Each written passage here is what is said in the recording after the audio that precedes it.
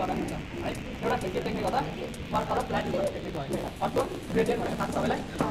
dark to light to dark है त्यो भनेको वाटर कलरमा सबैले गरेकै होला सजिलो छ है त्यसपछि ब्लड भनेको ब्लड गर्नको लागि मिल्क भनेको ब्रसिलले ड्राई भनेको ड्राई ब्रस टेक्निक यही टेक्निकहरू चाहिँ प्र्याक्टिस गर्ने गर्दा आउँछ है यति मात्रै हो वाटर कलरमा युज हुने भनेको है अब तिमी जति पनि टुक्का आर्टिस्टहरू हेर उनीहरूको पनि यो यति बाहेक बाहिर गर्ने केही पनि टेक्निक हुन्छ टेक्निक यति नै हो त्यो टेक्निकले चाहिँ कहाँ र कसरी युज गर्छ भन्ने चिज मात्रै हो उनीहरूको सेन्सिटिभ मात्रै राम्रो हुने होइन यो टेक्निकहरू कहाँ युज गर्ने होइन कति बेला युज गर्ने कसरी युज गर्ने त्यति चाहिँ एकदम इम्पोर्टेन्ट है याद गर्नु पऱ्यो याद गर्दाखेरि हामीले हाम्रो जुन पोस्टर गरेको याद छ पोस्टरमा गरेको छ के गर्छ कलर लियो पानी लियो है अनि त्यसपछि पानी पनि नपर्ने कलर पनि नपर्ने कलर पऱ्यो भने पनि होइन वाटर कलर भने एउटा के याद राख्ने भन्दाखेरि कलर गर्दाखेरि डार्क देखिन्छ त्यसको मतलब डार्क भयो भने डरै नहाल्नु वाटर कलर सुकिसकेपछि धेरै लाइट भइदिन्छ है यो याद गर्नु यो हाम्रो के भयो त ट्र्याक है के नगर्ने त अब यसमा फेरि पानी हाल्यो भने के हुन्छ त यो एउटा लाइट अटोमेटिकली भइहाल्छ त्यो है एउटा भयो त्यसपछि ग्रेडियन्टको लागि सेम टेक्निक गर्ने तर के गर्ने हामीले त्यो जुन पोस्टर कलर गर्दाखेरि हामीले के गरेको थियो त्यो मल्स गर्ने भनेर त्यो गर्दाखेरि तान्ने हस् त्यो पनि सेम कलर नलिने अब पानीले मात्रै तान्ने गर्नु है अनि यो चिज इफेक्टिभ गर्नको लागि वाटर कलर आर्टिस्टहरूले बाहिर वाटर कलर गरेको देख्यो भने याद छ त्यसले गर्छ नि यसको लागि चाहिँ इफेक्टिभ हुन्छ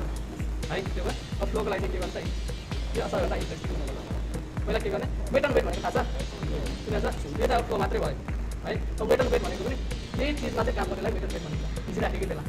है त्यो एउटा चिज मास्टर गर्न सक्यो भने त्यो एउटा चिजमा राम्ररी ग्राप गर्न सक्यो हाम्रो हार्ड टेक्निक राम्रो बस्यो भने वाटर कलर त्यो के भन्छ ल्यान्डस्केपहरू गर्न जाँदाखेरि त्यो काम क्वालिटी हुन्छ नि बाध्यै पर्छ वेट एन्ड वेटमा तिमीले राम्ररी गर्न सक्यो भने है अब यो ब्लड भनेको नि सिम्पलै छ यही टेक्निक हो यसमा चाहिँ के गर्नु त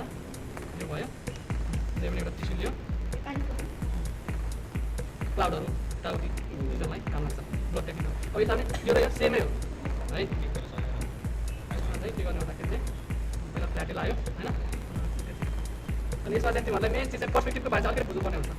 कुनै दिन हामी चाहिँ हल्का थ्योरी क्लासेस गरेर लिनुपर्छ पर्सपेक्टिभको बारे है मैले भन्छु आज कोही छैन रहेछ यो चाहिँ एकदिन साथीलाई पनि यो सबै प्र्याक्टिस गर्न सक्ने देखाउनु छ यो चाहिँ के गर्ने यहाँले टिस्युले गऱ्यो अब यहाँ चाहिँ के गर्ने हामीले ब्रस गर्ने निकाल्ने अब तिमीहरूको मिस्टेक भयो भने यसो मिस्टेक सच्याउने ट्राई गर्दा पनि हुन्छ यो भयो लास्टमा चाहिँ हाम्रो के हुन्छ ब्राइट टेक्निकको लागि चाहिँ हाम्रो पानी धेरै युज नगर्नु है यसमा जति छ त्यति अनि यो चाहिँ यो डट टाइपको देख्छ नि यही हो ब्राइट टेक्निक यो चिजहरू चाहिँ मास्टर गर्नु पर्यो अब यो पानीमा त्यो लाइट दिएको तल्लो स्पेसहरूमा हुन्छ नि त्यो ठाउँतिर चाहिँ युज हुन्छ त्यो ड्राई टेक्निक चाहिँ यसरी चाहिँ नगर्नु सकेछ यताबाट पानी धेरै नलिने हुन्छ वाटर कलर युज गर्ने नर्मल हाम्रो टेक्निक चाहिँ यति हो कतिवटा गर्न सकिन्छ हामीले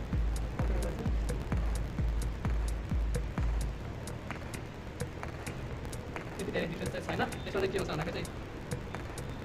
यो जस्तै हो पानी हालेर फ्लोकै अब यो जुन पानी परिवर्तनमा चाहिँ त्यो अझ लाइट भइदिन्छ कि टेक्सचर एउटा राम्रो क्रिएट हुन्छ अनि अगर टेक्सचर हामीले क्रिएट गर्न सक्यौँ भने सल्टको थाहा छ वाटर कलरमा सल्ट त्यो एउटा भयो त्यो एउटा ट्राई गर्दा हुन्छ अनि वाटर कलर चाहिँ बेसिकली हो भने अर्को वाटर कलरमा सबभन्दा टाइम लाग्छ त्यो चाहिँ है त्यहाँदेखि के भन्दाखेरि चाहिँ स्टेप वाइज क्या पहिला यो भयो होइन लेयर बाई लेयर यो भयो त्यसपछि अर्को लेयर सुटिसकेपछि चाहिँ डाइरेक्ट मेटल पेट हुन्छ गऱ्यो भने चाहिँ त्यसपछि अर्को लेयर यो भयो होइन अलिक डार्क होइन त्यसपछि अझ डार्करलाई अर्को लेयर त्यसपछि सुटिसकेपछि अर्को लेयर गर्दै जाने टेक्निक खास है वाटर कलर हाम्रो टेक्निकहरू चाहिँ यति नै हो है यो टेक्निक यो चाहिँ लेयरवाला यो चाहिँ वाटर कलर यो यति हो टेक्निकहरू चाहिँ यो टेक्निकहरू चाहिँ सबैजनाले लाइक ट्राई गर्नु पऱ्यो है यो चिजहरू चाहिँ कहाँ युज गर्ने कसरी युज गर्ने कसरी युज गरेको छ भनेर त्यसको लागि चाहिँ प्रोफेसनल वाटर कलर आर्टिस्टहरूको चाहिँ म्याक्सिमम कामहरू हेर्नु पऱ्यो यही चिजहरू सेम यही टेक्निकहरू हुन्छ उनीहरूले कहाँ युज गरेको छ कसरी युज गरेको छ यो बुझ्ने ट्राई गर्नु है त यो चाहिँ सबैले ट्राई गर्नु पऱ्यो एकचोटि अनि राम्रो पकड पाउनु पऱ्यो यसमा चाहिँ यो टेक्निकहरूमा चाहिँ है तिनीहरू गाह्रो हुनसक्छ सुरुमा तिनीहरू ट्राई गरेर ग्रेडियन्टहरूमा गाह्रो हुनसक्छ अनि यस्तोमा लाइनमा एज आउनु सक्छ एज हटाउनलाई के गर्ने मैले पोस्टरमा जे गर्ने हो सेम त्यही हो यो अलिकति हटाए अलिकति फिजिकल हो के चाहिँ सेम टच गरेर गइदिने एज रब हुन्छ है अनि मिस्टेक भयो भने हटाउनु परेन यहाँ आज सुकिसक्यो त्यो धेरै सुकिसकेपछि पनि काम लाग्दैन फिजिकल बेला गर्नुपर्छ यो चाहिँ अब त्यो कामको त्यो लेयरमा हुन्छ नि त्यो ठाउँहरूमा चाहिँ युज भइरहन्छ त्यो चिजहरू चाहिँ वाटर कलरमा चाहिँ यति नै हो यो चिज चाहिँ मास्टर गर्नु पऱ्यो हामीले चाहिँ अब यो चिज चाहिँ अर्को हायर लेभलहरू चाहिँ के हुन्छ कहाँ युज गर्ने फ्ल्याटको अवस्थामा युज गर्ने यो ग्रेडियन्टको अवस्थामा युज गर्ने यो कता युज गर्ने यो कता युज गर्ने यो चाहिँ थाहा हुनु पर्छ